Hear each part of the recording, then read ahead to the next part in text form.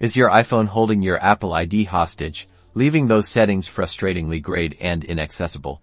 Don't worry, because in this video, we're unlocking those settings and giving you back control in just a few simple steps.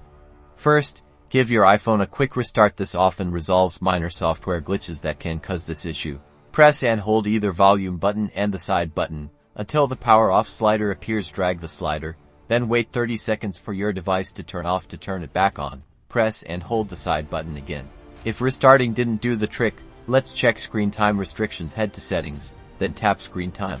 Next, tap content and privacy restrictions. If this is toggled on, tap it.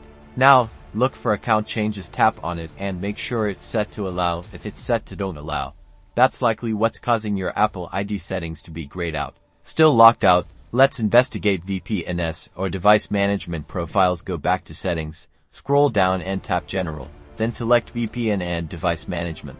If you see a VPN profile listed here, try disconnecting it temporarily. If you see a device management profile, proceed with caution, as removing it could affect device functionality depending on the profile's purpose. If in doubt, consult with whoever provided the profile. Finally, let's make sure your date and time are set correctly. Head back to settings, tap general, then date and time.